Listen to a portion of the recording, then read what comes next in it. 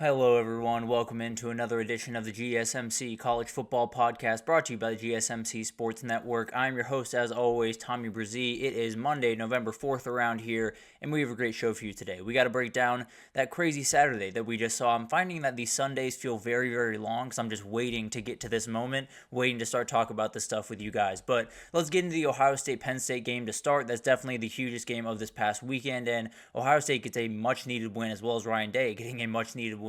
Then we'll get to all the upsets. We'll get to A&M just getting absolutely body-bagged, Iowa State and Clemson falling, as well as Kansas State. Big 12 got a little bit of a shakeup, and Colorado are big winners, even though they didn't play this past weekend. Then we'll get into Indiana SMU. Feel like those are the two teams, in my opinion, that made the biggest statements of this past weekend. Indiana getting a 47-10 win over Michigan State, and then SMU just going to work on Pitt, 48-25. Remarkable performance from those two. Then we'll get to the rest of the top 25 teams. Oregon kind of had a little bit of a scare against Michigan, but was able to pull away at the end. Georgia, it's still playing some very interesting, weird football right now. Ole Miss absolutely rolls Arkansas and so many more. Then we'll get into a little bit of a whip around of all the other games. We'll get into Virginia Tech falling out of the CFP race, as well as Vanderbilt going bowling for the first time, I believe, since 2018. And then we'll get into a ton of other stuff, a couple other teams that fell out of the CFP race, particularly in the G5 ranks. But let's get into, before we get into all of that, let's start this. If you want to get involved in the show, add a question, comment, anything you'd like, you can use that super chat. The chat or the $ at the bottom of the chat on the Sports Network page. You can click on that, add any question, comment you'd like. Your name and that question will pop up on the screen. Definitely want this to be very interactive. We're getting to that home stretch of the season, so any questions you guys have, definitely pop them on the screen and we can have fun back and forth here. Sometimes that chat goes a little bit too quickly for me to keep track of, so the super chat definitely helps that quite a bit. And gsmcpodcast.net, still up and running, does the exact same thing. So either one of those you'd like to use, please do, and hopefully we can get a little bit of interaction going on around here. But let's get into the biggest game of this past weekend. Ohio State gets a huge win over Penn State, stays in the Big Ten title race, and this one was interesting. It was one of those games that, to start, it felt like it was Penn State's day. They got the pick six on the very first drive for Ohio State, go up by 10. Zion Tracy makes a huge play, and Will Howard kind of handed them that play in a lot of different ways. But at the end of the day, they get a 10-0 lead, and then here comes Ohio State. Penn State scores 3 points the rest of the way. Ohio State really starts to get things going, and more than anything else, I think when you talk about this game, it's pretty much the quintessential Will Howard game. He plays really, really, really good football for about 90% of the game.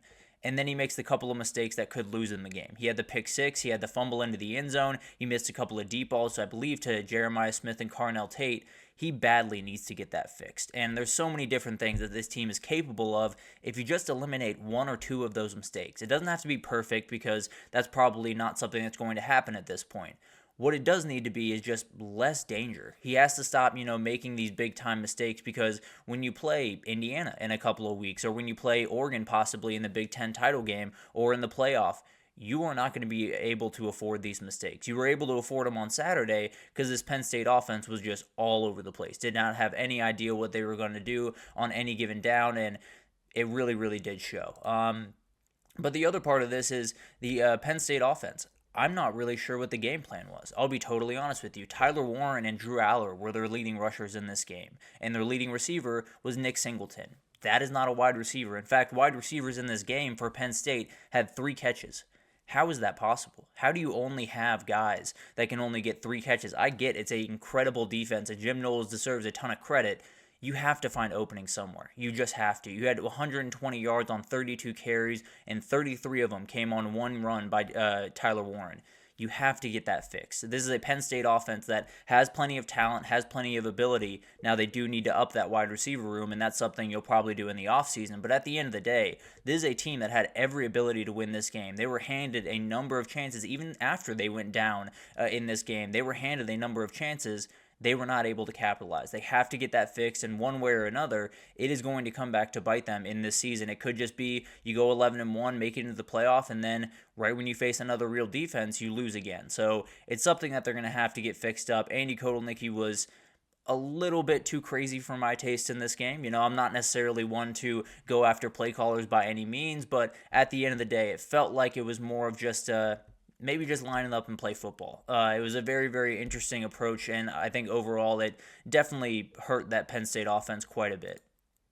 And then Tyler Warren is obviously a big part of this Penn State offense. Being able to at least keep him at bay was huge for Ohio State, because if there was going to be a guy on this Penn State offense at least receiving the ball that was going to take over the game, it was going to be him. He only got 7 touches, none inside the 5-yard line somehow, and that's a whole other thing that we can talk about, because they got inside the 5 twice, 0 points. They got into the red zone 3 times, 3 points. Just cannot happen. Not something, especially in a game like this, that you can afford to happen. And frankly, I didn't think they used Pribula nearly enough in those red zone situations. Now, I understand it wasn't necessarily working early on.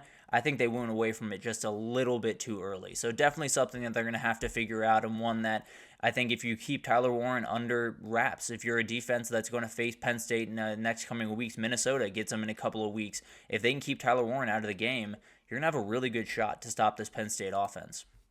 And Ryan Day, I mean, you get the win that you badly needed. It was one of those games where you're going in, you're thinking, if they don't win this game, there is a very, very real world where he is not the head coach at the end of the season. Frankly, I think it probably would have been the case, unless he went 10-2, got to the playoff, won a national title. I think that was really the only way back. He gets this win, gets to breathe just a little bit. Now he's got Indiana in a couple of weeks, so he's got to get back to work. But at the end of the day, a huge win for him, definitely one that he badly needed, and puts them at least in a really, really good spot to go to the Big Ten championship. Obviously, got to get over that big-time hurdle in a couple of weeks, but as of right now, remarkable stuff, and definitely one that if he wasn't going to get it, I think he might have been looking for work at this time next year probably.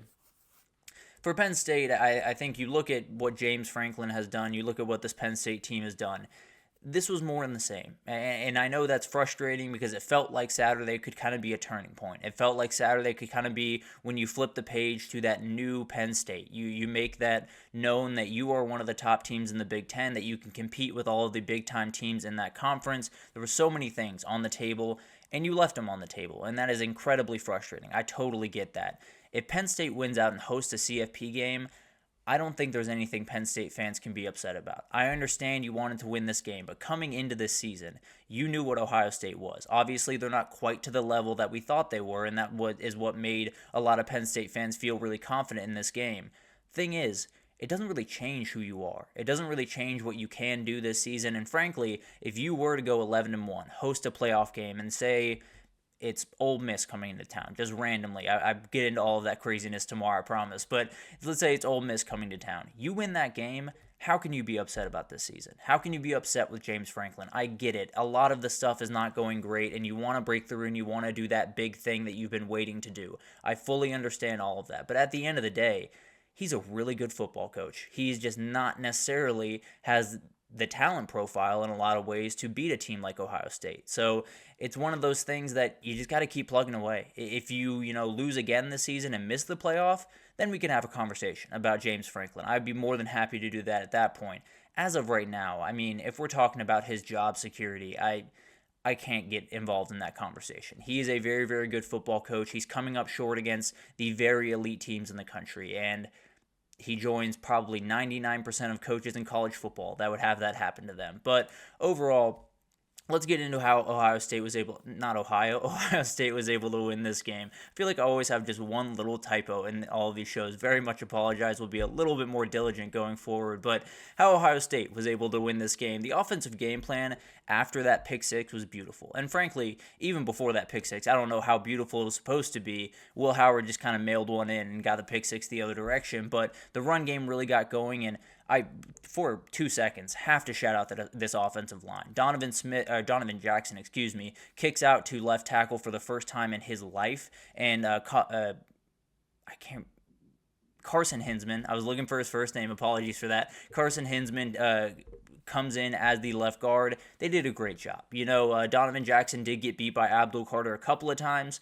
That's going to happen to about any tackle in the country, so I think he did more than fine. The run game got going, 6.2 yards per carry for the running backs in this one. It was really, really impressive, and more than anything, holding on to the ball for the last 5 minutes of the game is a huge boost. It's one of those things that you can't overstate how much that means to those players and how much confidence that builds in that team. But from a physicality perspective, they have to be feeling absolutely incredible after that performance, because now you feel like you can kind of impose your will a little bit more in the way that you very badly needed to early in the season, weren't quite able to get that going the way you wanted to.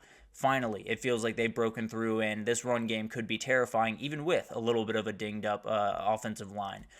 Will Howard's composure was huge to me, and I think it's one of those things that this is why they went and got him. I understand, there's these big mistakes, and you absolutely hate it, and it's not necessarily something you want if you're an Ohio State fan. They came and got him from Kansas State, not because he was an elite thrower of the football, not because he was absolutely all over the place when it came to making ridiculous plays with his legs, although he's plenty talented in that respect. They brought him in because he was a senior. They brought him in because he's played a lot of football. They brought him in because he's made mistakes and come back from them. They brought him in because he's lost games that have been really close, and he's been able to bounce back and have a really good season the rest of the year. That is his best attribute. It's not, his throwing ability. It's not his running ability. It's not his decision-making.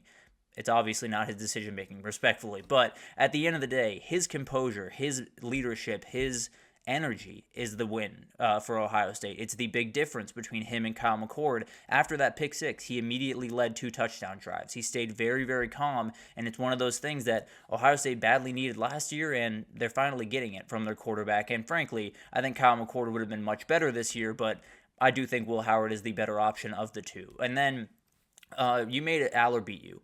Here's the thing. Drew Aller's a fantastic quarterback. I really do think he's going to be remarkable. I think he'll probably come back next year, and he will be one of the top guys for the NFL draft. I truly do believe that. I just think it's one of those things where if he does not have a run game to work with, like a lot of young quarterbacks out there, if he does not have a run game to work with, there's no way he's going to be able to beat you, especially with a back end like Ohio State. Nick Singleton, Katron Allen had 18 carries for 42 yards. That can't be a winning formula. You have to be able to run the ball, and if you're not going to be able to, then Aller's going to have to make plays that he's not comfortable making. That's just the reality of the situation. Now, next year, you could have a situation where he's able to throw in those tight windows, able to make all the plays even without the run game. But as of right now, he's just not all the way there, and that's more than fine. He's just got to step it up just a little bit more in some of those big games, especially a hypothetical playoff game down the stretch. So where do they go from here? That's the big-time question for both these teams as they head into the back end of their schedule. For Penn State, you're kind of in a weird spot. I understand how frustrating this game was, and simultaneously you lost a huge game in your program and one that could have changed your program in so many different ways.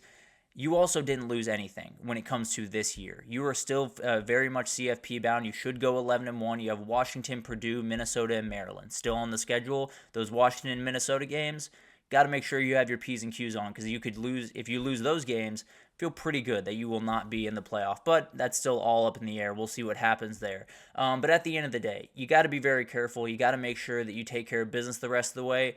But you should be CFP bound. You should be in that 12-team playoff at the end of the year. And frankly, I don't know how upset you can be if you're a Nittany Lions fan with that season. 11-1 and in the playoff, it's probably where you've wanted to be for quite some time. And then Ohio State. We got to talk about what happened with them. A huge win, no doubt about that. They lose this one, and not only this year, but the entire program goes into a little bit of a disarray. I think they would be more than fine, obviously. It's Ohio State. But having to replace your coach, having to do all that stuff is not something you want to do. They were able to avoid that at the very least. Now you got Purdue, Northwestern, before that huge one against Indiana, and then Michigan to finish. Now that Michigan game has been diminished just a little bit, but I promise you, Ohio State's going to come out with steam coming out of their ears, and if they win that Indiana game, they should be on their way to a Big Ten title and probably a rematch with Oregon. But incredible game. Oh, excuse me. Apologies for that. Incredible game. One of those games that the hype is remarkable going in. There were a couple of mistakes. It was a little bit of sloppy football at times, but a fantastic college football game nonetheless. Ohio State stays alive. Penn State, you're still very much in it. I know how upsetting that was, don't get me wrong, but you're still very much in this fight, and I don't think you're going anywhere. So I would feel really good if I was Penn State. Frankly, I would feel really good if I was Ohio State as well. So it's two teams that I fully expect to be in the CFP, but Ohio State gets the win, gets a much-needed win, and they continue to move forward. But let's take our first break here. When we come back, we got to talk about all the upsets. There were 4 different teams in the top, I believe, 20-ish that went down. Also, Illinois went down, but we'll get to that one a little bit later. But we'll talk about the 4 biggest ones right after this, so stick with us.